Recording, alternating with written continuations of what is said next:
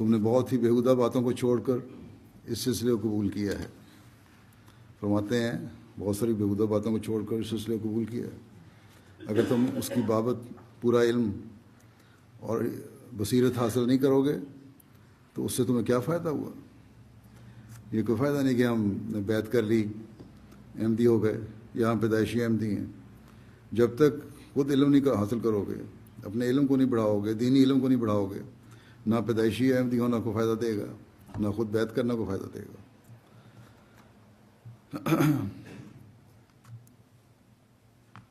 فرمایا کہ تمہارے یقین اور معرفت میں قوت کیوں کر پیدا ہوگی اگر علم نہ بڑھایا. ذرا ذرا سی بات پر شکوک و شبہات پیدا ہوں گے اور آخر قدم کو ڈگمگا جانے کا خطرہ ہے. بہت سے لوگ جو پیچھے ہٹ جاتے ہیں یا جن کو اعتراضات پیدا ہو جاتے ہیں یا جو ان کو صرف اس لیے بعض لوگ احمدیت پر یا دین پر قائم ہوتے ہیں کہ ہمارے رشتہ دار احمدی ہیں، ان کو کوئی فائدہ نہیں. اگر وہ علم حاصل کریں تو جتنی شکوک و شبہات ہیں وہ دور ہو سکتے ہیں اور پھر قدم نہیں ڈگمگائیں گے، پھر شیطان حملہ نہیں کرے گا.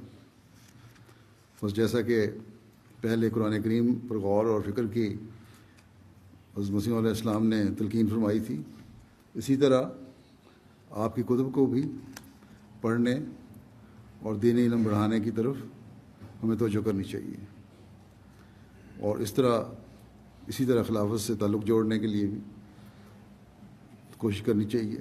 اللہ تعالیٰ نے اس کے لیے جو MTA کی نعمت دی ہے اس کے ذریعے رابطہ قائم کرنا چاہیے، اور خلیفہ وقت کے جو تمام پروگرام ہیں ان سے فائدہ اٹھانا چاہیے.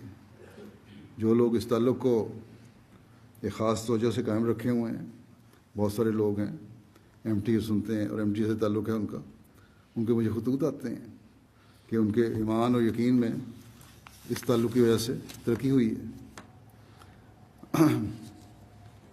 بس یہ ایک بہت بڑا ذریعہ ہے جس سے ہر احمدی کو فائدہ اٹھانا چاہیے.